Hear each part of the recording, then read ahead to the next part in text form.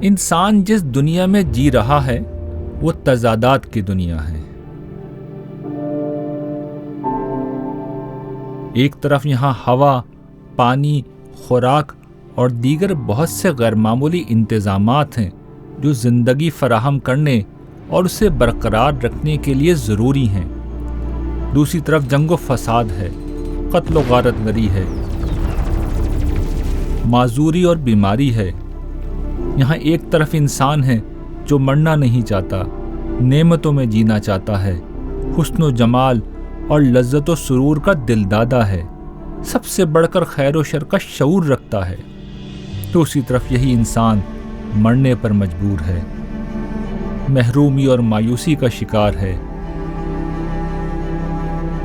یکسانیت اور بوریت کے ہاتھوں پریشان ہے، اچھوں کے ساتھ برا اور بروں کے ساتھ اچھا ہوتے ہوئے دیکھنے پر مجبور ہے۔ تضادات کی اس دنیا میں اگر آسمانی رہنمائی نہ ہو تو اس دھرتی پر انسان کی کہانی سے زیادہ بے معنی کہانی کوئی نہیں۔ انسان کی کہانی میں آج ہم دو ایسے ابتدائی انسانوں کو دیکھیں گے جن میں سے ایک نے اس کہانی کو آسمانی رہنمائی کے ساتھ اور دوسرے نے اس کے بغیر دیکھا، اور یوں قیامت تک آنے والے انسانوں کے لیے بہترین اور بدترین رویے کا نمونہ قائم کر گئے۔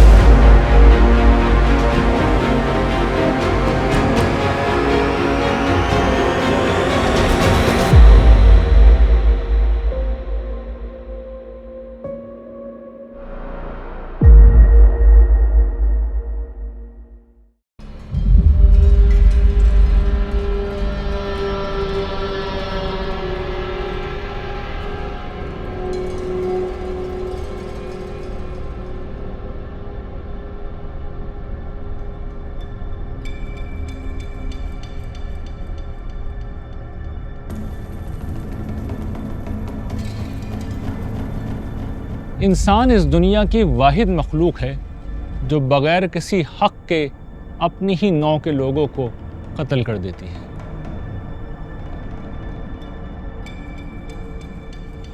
ایسے قاتل بارہا قانون کی دسترس سے باہر رہتے ہیں، اور ان مجرموں کو کبھی انسانی عدالت سزا سنا بھی دے تو مقتول اور اس کے گھر والوں کو پہنچنے والے نقصان کی تلافی کیسے ہو سکتی ہے؟ یہ سزا نہ مقتول کو زندہ کر سکتی ہے اور نہ اس کے بچوں کو ان کا باپ لوٹا سکتی ہے۔ انسان کا کمال یہ ہے کہ اس نے جنگ کی شکل میں منظم قتل عام کا ذریعہ بھی ایجاد کر رکھا ہے، جس میں لاکھوں لوگ مر جاتے ہیں۔ مارنے والوں کو ان کی قومیں ہیرو قرار دے کر ان کی تعظیم کرتی ہیں۔ ہزاروں لاکھوں برس سے انسان ایسا ہی ہے۔ یہ صورتحال کسی بھی حساس انسان کو بہت مایوس کر سکتی ہے، لیکن قرآن مجید آدم علیہ السلام کے 2 بیٹوں کی داستان سناتا ہے جو ایسی مایوس کن صورتحال میں جینے کا حوصلہ بھی دیتی ہے اور درست لائحہ عمل بھی بیان کرتی ہے۔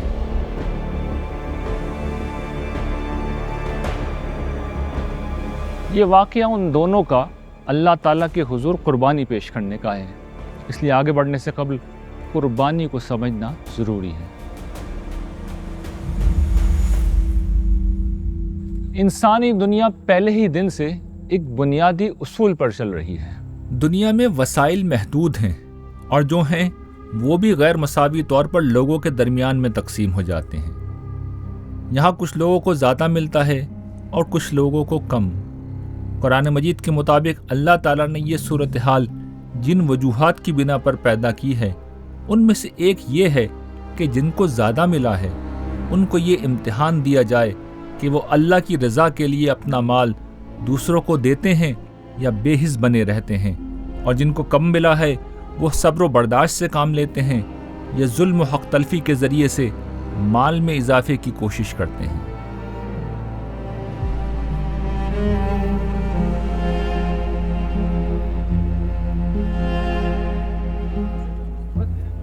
زیادہ پانے والوں کو یہ حکم دیا گیا ہے کہ وہ اپنا مال اللہ کی راہ میں پیش کریں۔ یہ مال غریبوں اور ضرورت مندوں میں تقسیم کر دیا جاتا ہے۔ قربانی اس اصول کی سب سے پہلی عملی شکل تھی۔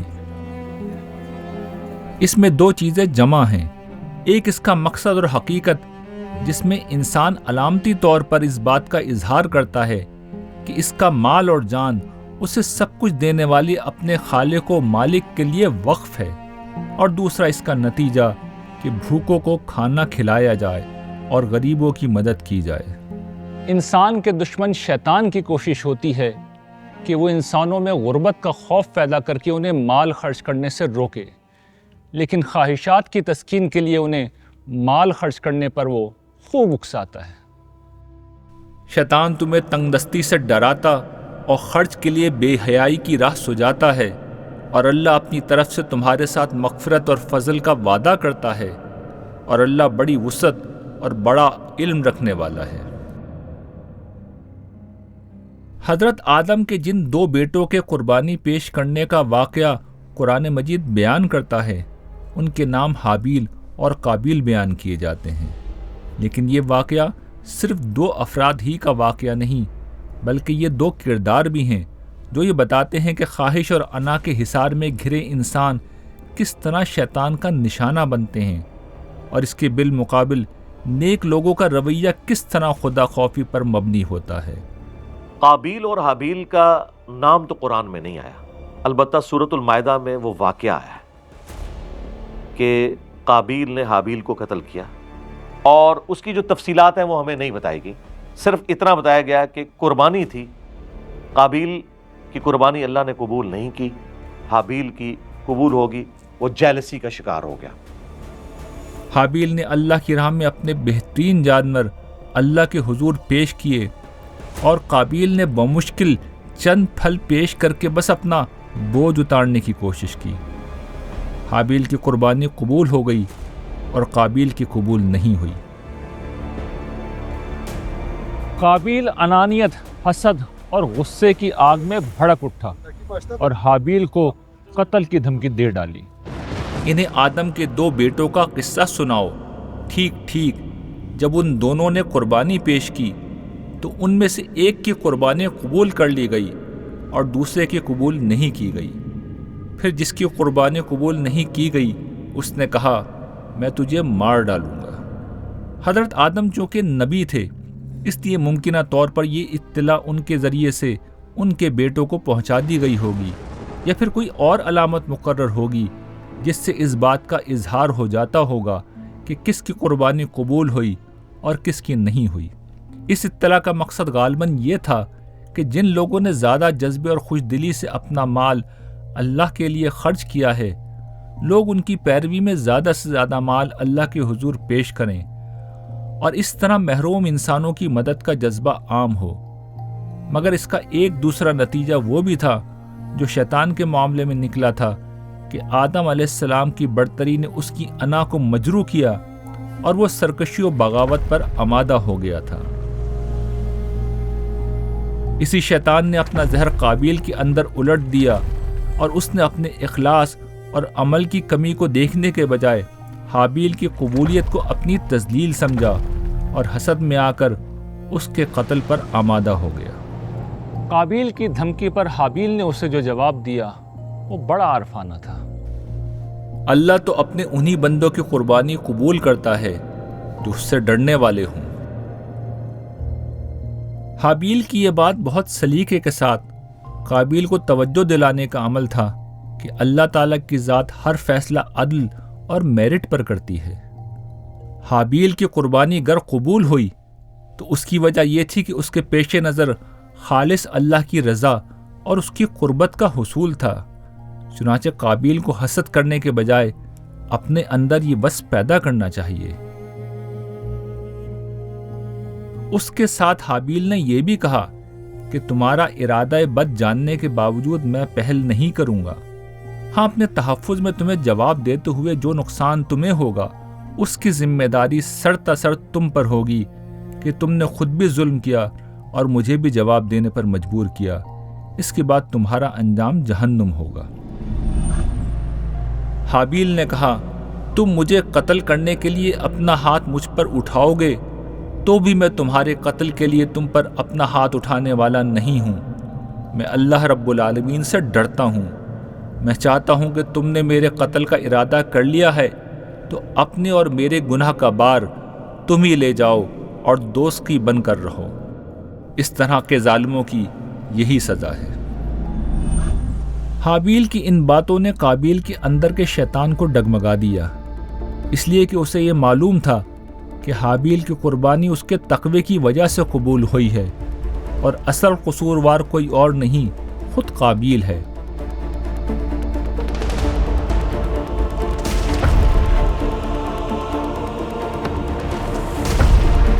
مگر اس کے نفس میں موزن حسد، تکبر اور غصے کے جذبات نے اس کے ضمیر کا گلا گھونٹ دیا۔ اس نے اپنے بھائی حابیل کو قتل کر دیا اور ابدی خسارے کا شکار ہو گیا۔ اس پر بھی وہ باز نہیں آیا اور اس کے نفس نے بالآخر اپنے بھائی کے قتل پر اس کو آمادہ کر لیا اور اسے مار کر وہ ان لوگوں میں شامل ہو گیا جو آخرت میں نقصان اٹھانے والے ہیں۔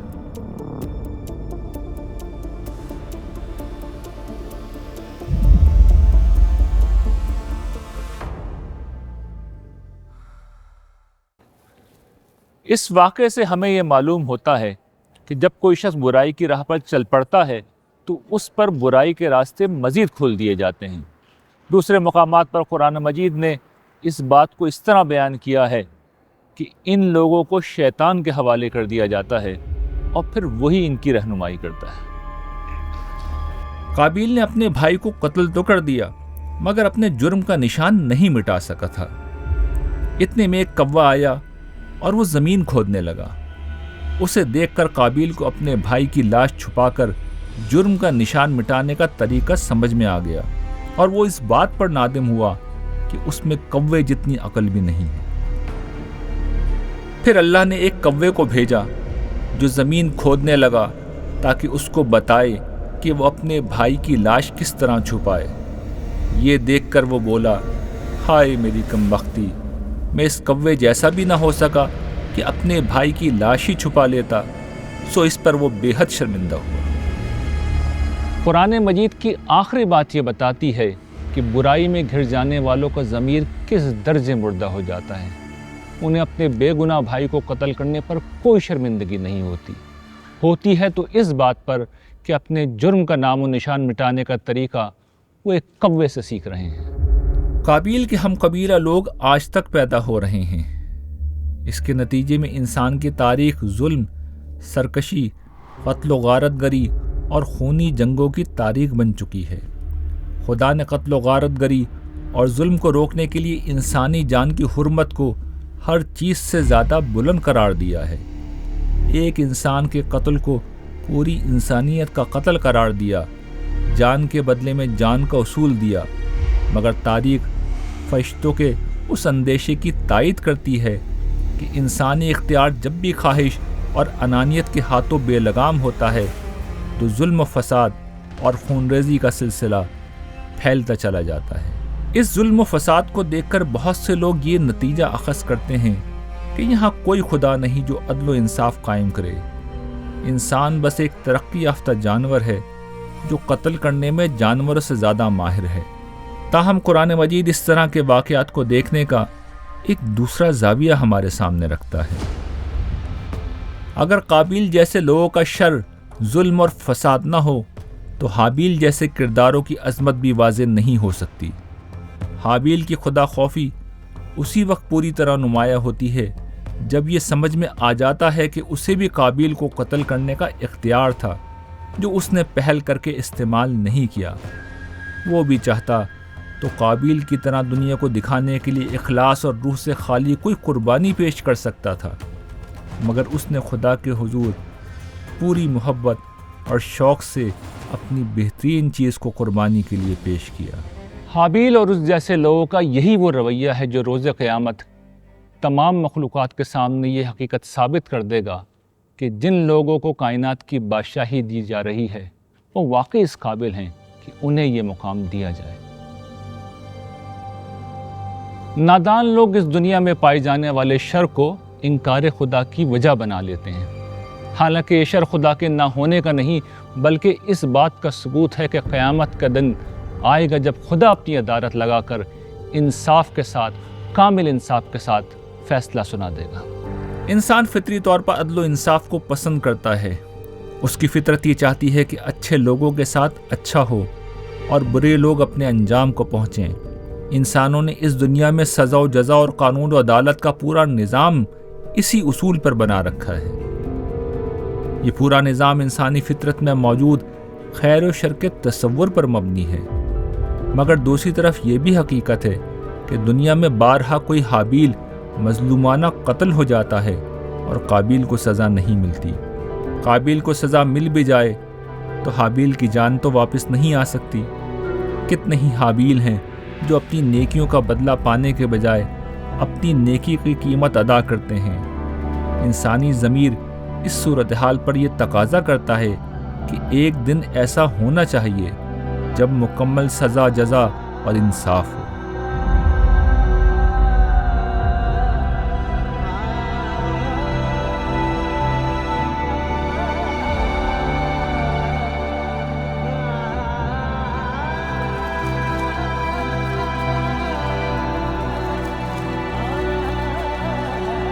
یہ میرے جوان بھانجے عبدالسمیع کی قبر ہے، جسے اسکوٹر چلاتے ہوئے پیچھے سے آنے والی ایک گاڑی نے ٹکر ماری۔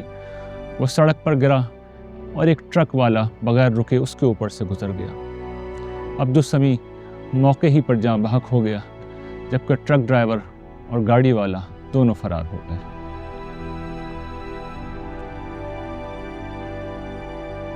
میری والدہ یہ صدمہ برداشت نہ کر سکیں اور کچھ ہی عرصے میں ان کا بھی انتقال ہو گیا۔ یہ ان کی قبر ہے۔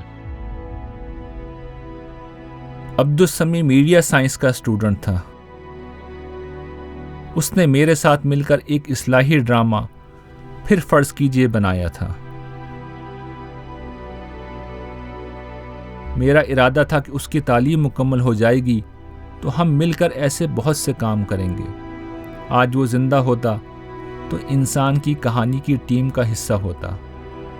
میں نے کبھی خواب میں بھی یہ نہ سوچا تھا کہ عبدالسمیع انسان کی کہانی کا حصہ اس طرح بنے گا۔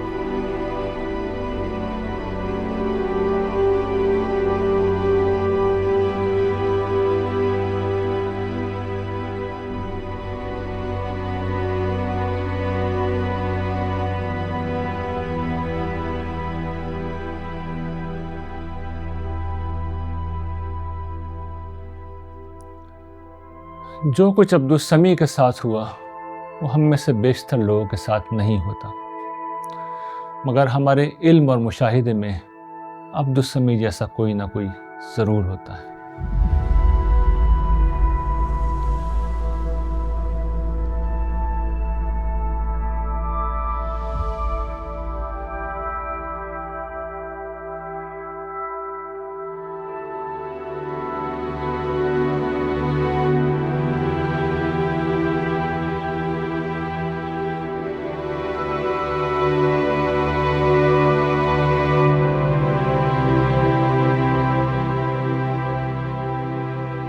ہم جوان ہوں یا بوڑھے اکثر اپنے کام مکمل کیے بغیر دنیا سے رخصت ہو جاتے ہیں۔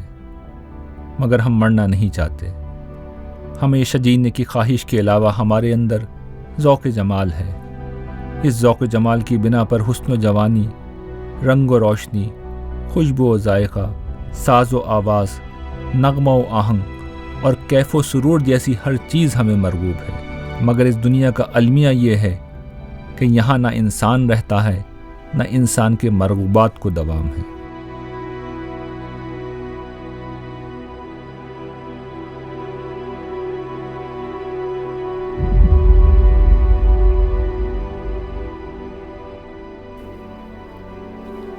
فطرت انسانی کی اسی طلب کے جواب میں قرآن مجید آتا ہے اور انسانی المیہ کو امید سے بدل دیتا ہے۔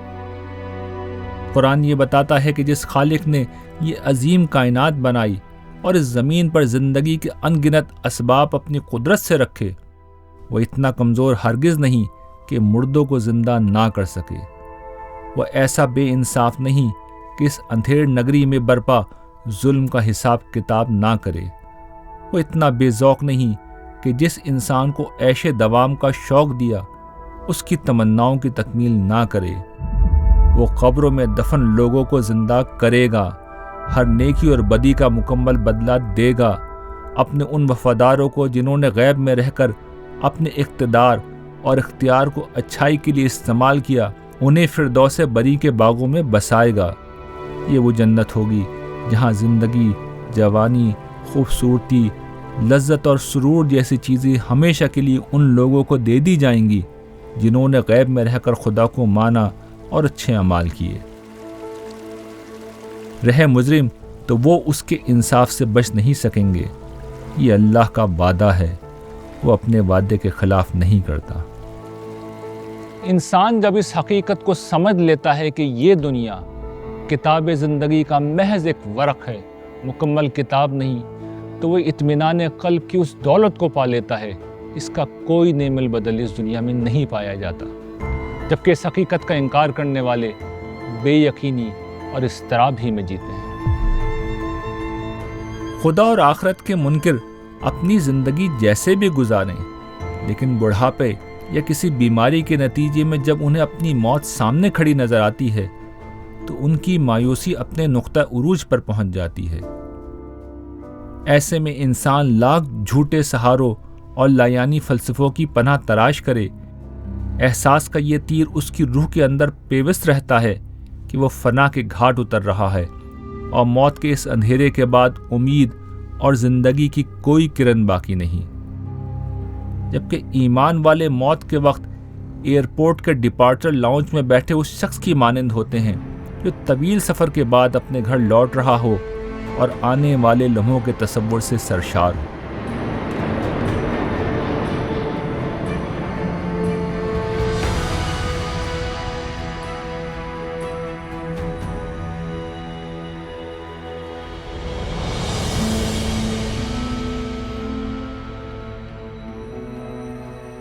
جو لوگ خدا کو نہیں مانتے وہ کہتے ہیں کہ یہ خیالی پلاؤ، جھوٹی امیدیں اور خالی تمنائیں ہیں۔ انسان کی کہانی میں ہم دیکھیں گے کہ ایسا ہرگز نہیں ہے۔ انسان کی فطرت اس کائنات میں بکھری خدا کی قدرت کی نشانیاں اور اس دنیا میں وقفے وقفے سے برپا کی جانے والی وہ خدائی سزا و جزا جس کی تفصیل ہم اگلی اقساط میں بہت وضاحت سے دیکھیں گے، یہ ثابت کرتی ہیں کہ آخرت کی زندگی کوئی سراب نہیں، ایک ایسی سچائی ہے جس کا سامنا ہر شخص کو کرنا ہے۔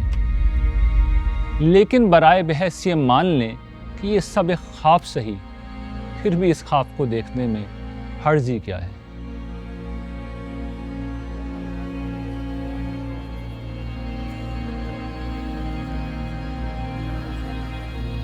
اس خواب کو دیکھنے والے لوگ اپنے ایمان کی بنا پر بدترین حالات میں بھی مایوس نہیں ہوتے۔ دنیا کی کوئی مادی نعمت ان کے لیے ممنوع نہیں ٹھہرتی، اور ان نعمتوں سے لطف اندوز ہونے کے ساتھ وہ خدا کی عبادت کر کے روحانی سکون بھی پاتے ہیں۔ اس کے ساتھ وہ دوسروں کے ساتھ حسن سلوک کر کے اور اخلاقی برائیوں سے بچ کے معاشرے کو اعلیٰ انسان بھی دیتے ہیں۔ ایسے لوگ مرتے بھی ہیں تو ایک امید کے عالم میں مرتے ہیں۔ اس کے بعد فرض کیجئے کہ وہ غلط بھی ہوں تو مرنے کے بعد انہیں کیا نقصان ہوگا؟ لیکن اگر قرآن سچا ہے تو منکرین کو سوچنا چاہیے کہ ان کے ساتھ کیا ہوگا۔ خدا کی رحمت کوئی سزا نہ بھی دے، جنت کی بیش بہا نعمتیں دکھا کے بس اتنا کہہ دے کہ یہ سب کچھ تمہیں مل سکتا تھا جو تم نے اپنی ضد کی وجہ سے کھو دیا، تو ایسے منکرین حق کے لیے یہ سزا بھی بہت ہے۔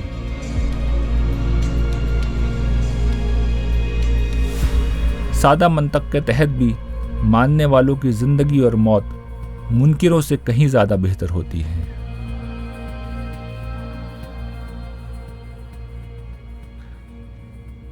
زمانی ترتیب کے لحاظ سے قرآن مجید حضرت آدم علیہ السلام اور ان کے بیٹوں کے بعد حضرت نوح علیہ السلام کی قوم کا ذکر کرتا ہے۔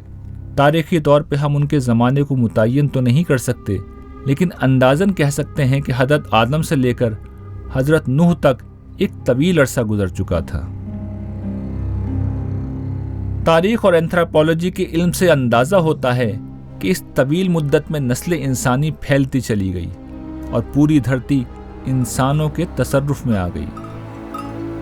یوں بستیاں، شہر اور تمدن وجود میں آیا، مگر انسان نے تمدنی طور پر جتنی ترقی کی اتنا ہی وہ خدا سے دور ہوتا چلا گیا۔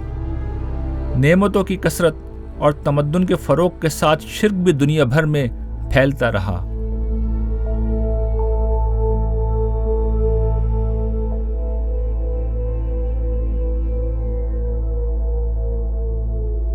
دعویٰ کیا جاتا ہے کہ انسان بتدریج شرک سے توحید کی طرف آیا۔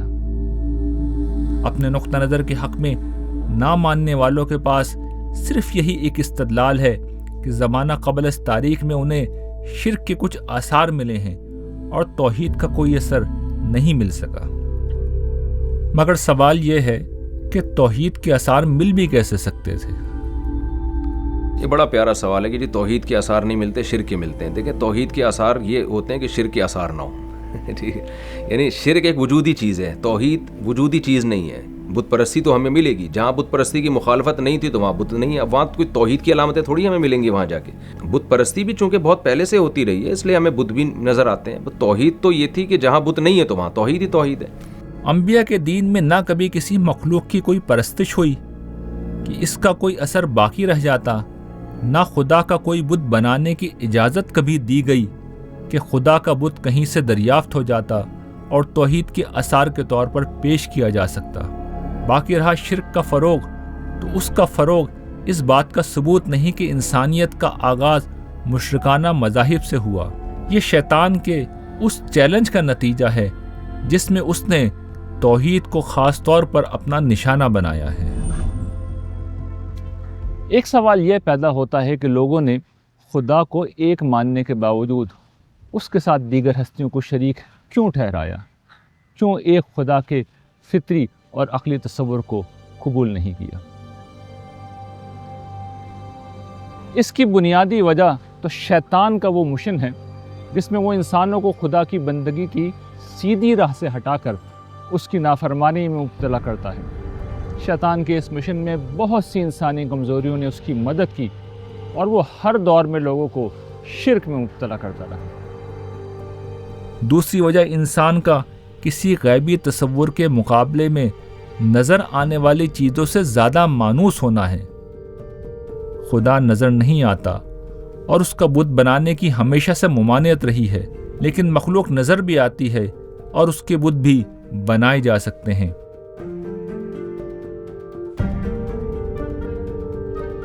ایک تیسری وجہ انسان کی توہم پرستی اور مخلوقات سے خوف اور عقیدت کا تعلق ہے۔ دیکھیں، جہاں بھی دنیا میں شرک ہوا ہے نا، اس کے پیچھے اندھی عقیدت ہے۔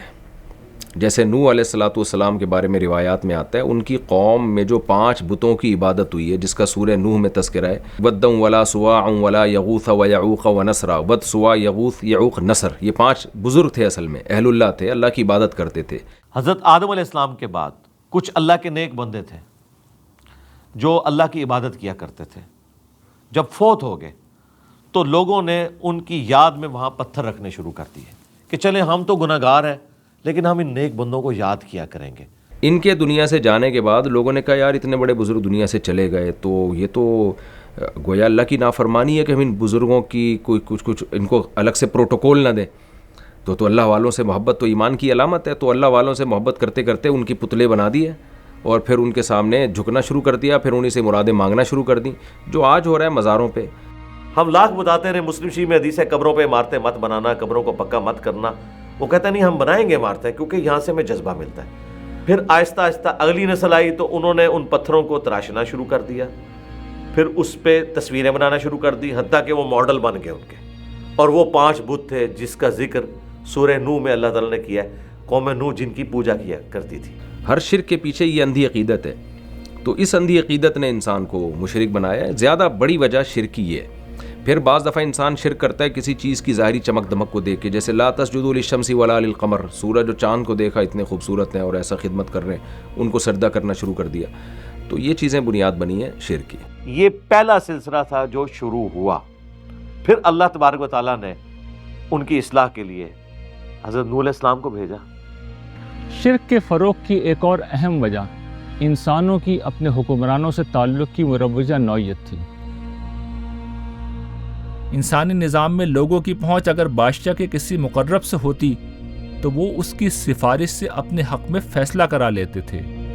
اسی سے شیاطین کے لیے تصور پیدا کرنا آسان ہو گیا کہ نیک لوگ جو خدا کے مقرب ہوتے ہیں ان سے دعا کر کے, ان کے حضور نظر پیش کر کے یا ان کی عبادت کر کے انہیں راضی کیا جائے تو خدا ان کی سفارش پر لوگوں کی مرضی کے مطابق فیصلے کر دے گا, یا پھر ان مقربین ہی کو یہ اختیار دے دے گا کہ جس کو جو چاہیں وہ عطا کر دیں. یہ سب چیزیں ملتی ہیں اور شرک وجود میں آ جاتا ہے, اور جب ایک دفعہ وجود میں آ جائے تو پھر کسی متعدی مرض کی طرح پھیلتا چلا جاتا ہے. یہی وہ صورتحال ہے جسے ختم کرنے کے لیے رسولوں کی آمد کا سلسلہ شروع ہوا. رسول کون ہوتے ہیں اور کس طرح خدا اور آخرت کا سب سے بڑا ثبوت بن جاتے ہیں, اس کو ہم حضرت نوح علیہ السلام کی حالات زندگی میں سمجھیں گے. تب تک کے لیے اللہ نگہبان. السلام علیکم ورحمۃ اللہ وبرکاتہ.